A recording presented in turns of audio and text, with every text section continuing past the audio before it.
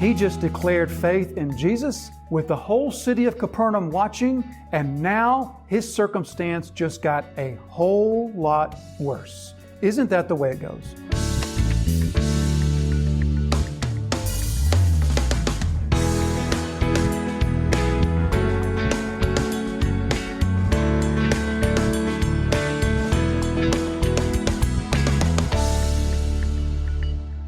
We began last week by looking at Jairus. We saw something about the man. He has this desperate plea as he comes to Jesus. His daughter is on her deathbed. Jesus, thronged and mobbed by the crowds, now has this serious note come over him. He says to Jairus, "Take me to her right now." And so they start making their way to try to get to the daughter. But on the way, they're interrupted with this woman who has the flow of blood, who reaches out and touches him. We looked at this last week. As she reaches out to touch his garment, she has a true and a genuine faith. Her heart is the heart of true, good soil, yet her faith is so mixed up. Her perception of Jesus is so misguided. She thinks that the healing that she wants from Jesus can come through a garment. She's mixed up with these pagan sorts of beliefs from her culture and from the area in which she lives. And so she's mixed together her true and genuine faith in Jesus as something more than a healer that's mixed together with this idea that his garment can actually do this healing. But she reaches out and she touches the garment. Healing takes place. She knows it. Jesus knows it. But then Jesus makes this big deal that she needs to come forward. Her faith, in order for her faith to be genuine and saving, must be a faith that professes Jesus, so she has to claim him. But then, more so than that, Jesus wants this face-to-face encounter. He wants to know her. He doesn't want her to just reach through a crowd in secrecy and receive some sort of secret healing, because there is no such thing as a secret disciple that remains secret. So Jesus wants her to come forward. He wants to know her. Her faith must lead to relationship, which it does. So on the way to healing or raising from the dead this 12-year-old daughter of Jairus, Jesus now gets interrupted to make another daughter. He says, "Daughter, your faith has now made you well." He now makes another daughter who has had a 12-year problem. Now that brings us all to the second account of this miracle. This is the final of chapter 5. And so we'll finish this today. So let's begin this morning by reading from verse 35 down through the end of the chapter, verse 43. So let's read together. "While he was still speaking, there came from the ruler's house some who said, 'Your daughter is dead. Why trouble the teacher any further?' But overhearing what they said, Jesus said to the ruler of the synagogue, 'Do not fear, only believe.' And he allowed no one to follow him except Peter and James and John, the brother of James. And they came to the house of the ruler of the synagogue, and Jesus saw a commotion, people weeping and wailing loudly. And when they had entered, he said to them, 'Why are you making a commotion and weeping? The child is not dead, but sleeping.' And they laughed at him. But he put them all outside and took the child's father and mother and those who were with him and went in where the child was. Taking her by the hand, he said to her, 'Talitha cum,' which means, 'Little girl, I say to you, arise.' And immediately the girl got up and began walking, for she was 12 years of age. And they were immediately overcome with amazement, and he strictly charged them that no one should know this. And he told them to give her something to eat." So these final two miracles, as we mentioned just a moment ago, there's these common themes that run through all four of these miracle stories. But these last two miracle stories in particular have something in common, which is why they're put together like this. They're put together like this because that's how they happened. They occurred in this order. Matthew, Mark, and Luke all recount these two miracle stories just like this. There's the interruption on the way to Jairus' house. But these miracle stories are put together by the sovereign Lord who arranged the crowd, arranged the woman's coming, arranged Jairus, or he arranged all this because these two stories have more in common than the others. In fact, the common theme that we see in these is not only the desperation of each individual, the desperation of the woman who desperately reaches through the crowd to touch the garment, desperately wishing to not only be healed but not be discovered, but also the desperation of Jairus. All of us can easily relate to a father and his desperation as his 12-year-old daughter is on her deathbed. Literally, the text reads that she is near the end or at the end. But the desperation combined together with the tininess, the minuscule amount of genuine faith. It is true faith. It is real faith. Each of the hearts of the woman with the flow of blood and Jairus, their hearts are good soil hearts, thinking back to the parable of the soils in chapter 4. Their hearts are the good soil. Their faith is genuine. Their faith will save them. However, their faith is small and weak and fragile and misguided and wrapped up in misunderstandings. Jairus believes that he must get Jesus to his house in order for the healing to take place. The woman, of course, as we said last week, believes that just touching some cloth that Jesus is wearing will bring the healing to her. Now, in each of these instances, the Lord responds. However, we can just see the smallness and the confusion in both of their faith, although their faith is genuine. But and then the third commonality that we see that ties these two stories together is not only the desperation, the smallness and the misunderstandings in their faith, but also Jesus' wooing of them, Jesus' guiding of them, or if you will, Jesus' putting into them what their faith needs to be completed and to be a saving faith. We saw that clearly last week with the woman's faith. We'll see this again this week with Jairus' faith. So now let's begin walking through this from verse 35. Once again, from verse 35. While he was still speaking, there came from the ruler's house some who said, "Your daughter is dead." So imagine the interruption. Literally, Mark says, while they were still speaking, "Daughter, your faith has saved you. Go in peace and be healed and continue being healed." And while he was saying those words, here comes yet another interruption. The others have come from Jairus' house and they're giving the news to Jairus. I take it that Jairus is still standing right beside Jesus at this point, and here comes yet another interruption. This is just Jesus' life. Jesus' life at this point is a life of constantly being mobbed by the crowds and constantly being interrupted. So here comes this bold interruption, this brash interruption while he was still speaking. And then notice, if you will, if you can pick up on what seems to me the callousness of the wording here. There came from the ruler's house some who said, "Your daughter is dead." Now that is the worst possible news that any parent could receive. Your daughter is dead. But you sense something. Now, perhaps Mark is just making the account short. I don't know. But I sense something of the callousness, of the hardness, of the way that the message seems to be delivered. Your daughter is dead. And then they say, why trouble the teacher any further? Your daughter is dead. The worst possible news that you could receive. So something about the sense of hardness, the callousness here, but also something else really comes through for us. Something of a sense of anger, or even rage, or just desperation of this whole thing. Because all of us know, we instinctively know, that death is wrong. Physical death was not part of the original creation. Physical death, all of us sense it deep in our souls that when the time comes that our spirit is separated from our body, that's just not how it's supposed to be. But when we talk about the death of a child, there is, I think, a universal sense that that is just very wrong. There's something of a robbery there when a child loses a life.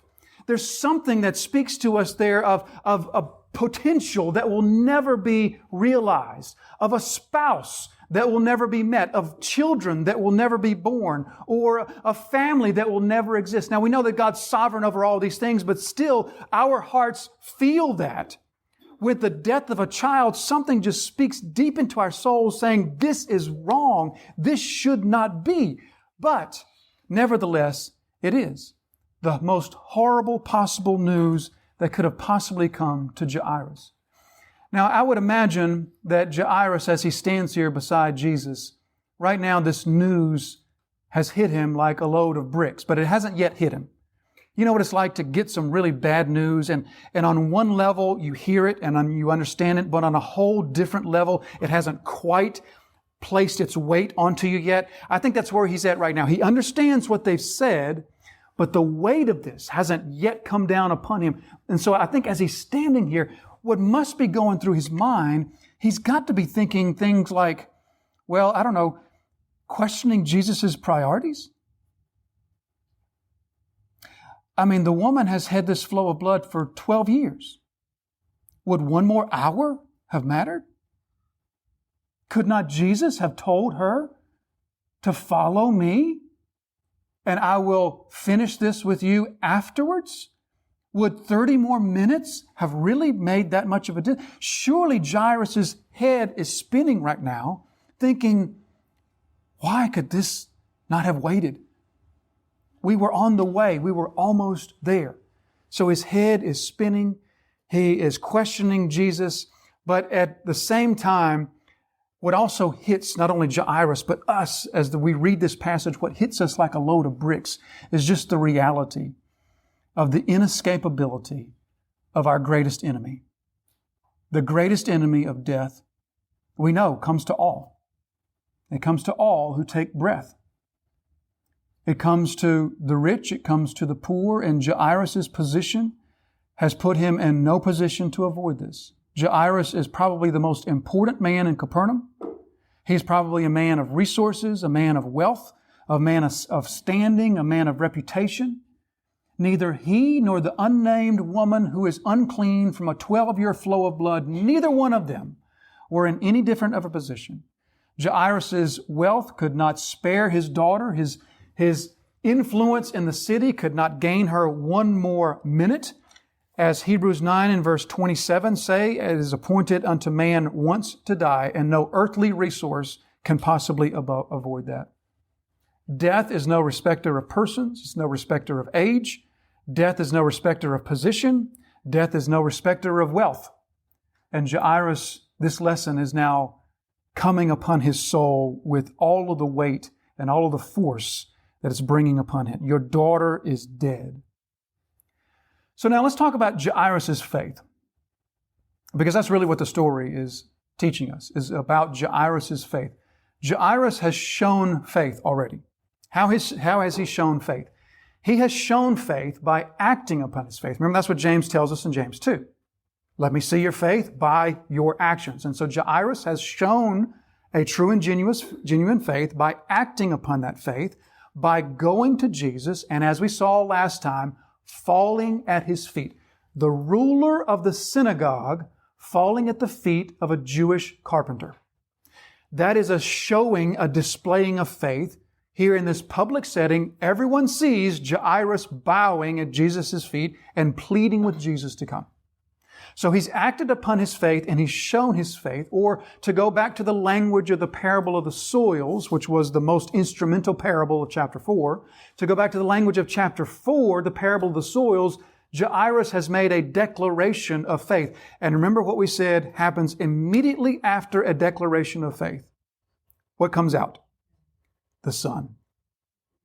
The sun immediately comes out upon every declaration of faith. The sun in the parable representing the pressure of the world, the pressure of the culture, the pressure of life. That sun will immediately come out. Every declaration of faith, God wants to test it, and He wants to test it right away. He wants to test its genuineness. He wants the one who declares that faith to know whether that faith is genuine or not. And so the faith immediately, or the sun immediately comes out. So Jairus has just made a declaration of faith, and what just came out? A great big blazing hot sun.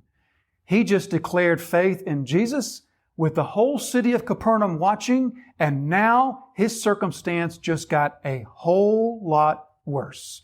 Isn't that the way it goes? Isn't that the consistent way of the Christian life, that a declaration of faith, particularly the first one, particularly that initial declaration of faith, almost always, or we could probably say always, at least almost always, brings a turn of events, brings a change of situation that is not favorable.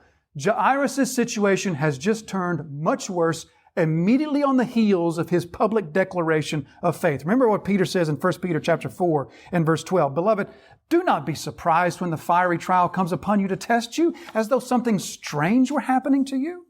Peter says this is normal.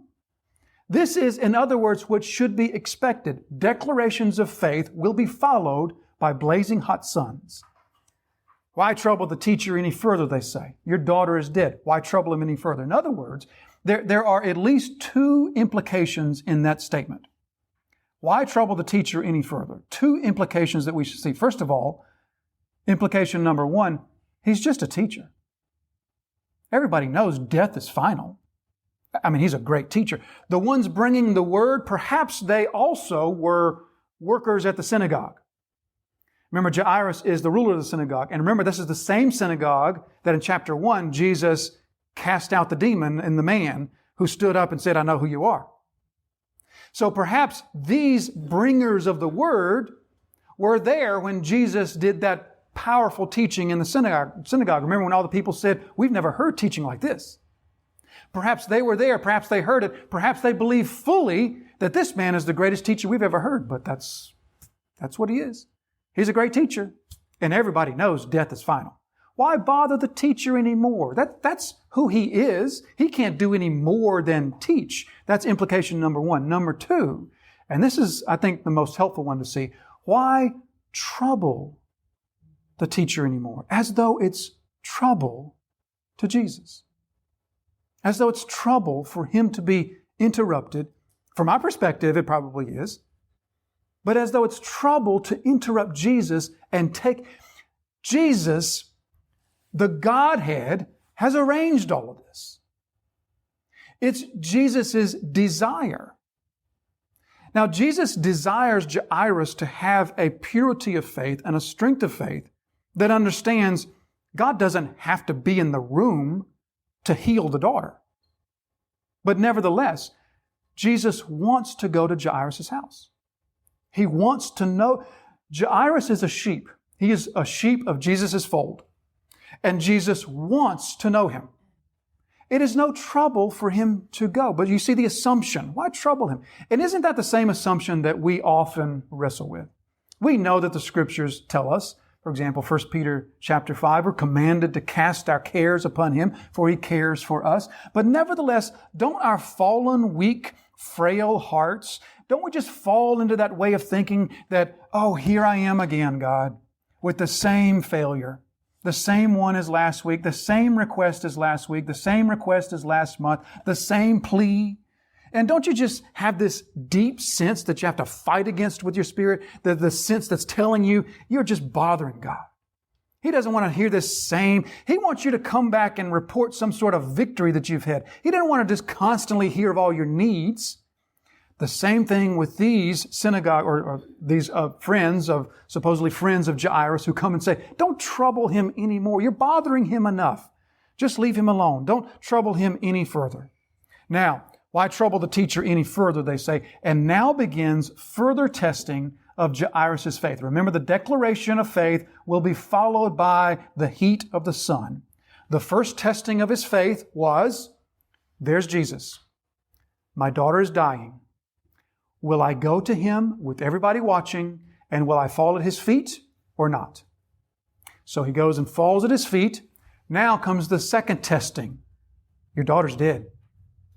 There's no need to trouble this man any further. Your daughter's dead. Nobody can do anything now. Will Jairus listen to them? Or will he listen to Jesus? Now comes the second phase of his test. But verse 36, but overhearing what they said. Now, the word overhearing has three different meanings. You know, oftentimes words in our language will have multiple meanings. This word has three meanings. It could mean hearing something that you weren't intended to hear, overhearing. Or it could mean hearing something and ignoring what you hear. Or it could mean hearing something and refusing to believe that what you hear is true. Those are the three meanings that apply to the word. Which one is the meaning in this case? Probably all three.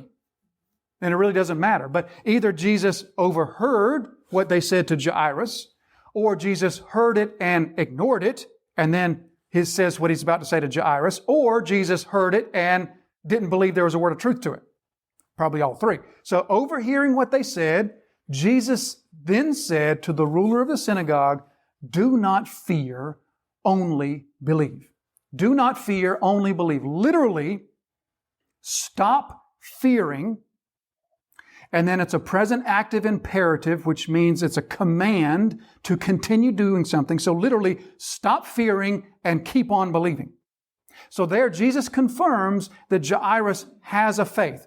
Keep on believing. Jesus doesn't say, start believing. He says, stop fearing and keep on believing. So there we see, of course, the tension, the contradiction there between fear and faith. Jesus says, stop the fearing and keep on believing. So Jairus here is to shift his focus, to shift his thoughts purposely and intentionally. He's to shift his focus from what's right in front of him, which are these people that are here to say, we got bad news. We just lost your daughter. She's gone. To shift the focus from that to what Jesus is now saying. Do not fear. Stop fearing. Only believe.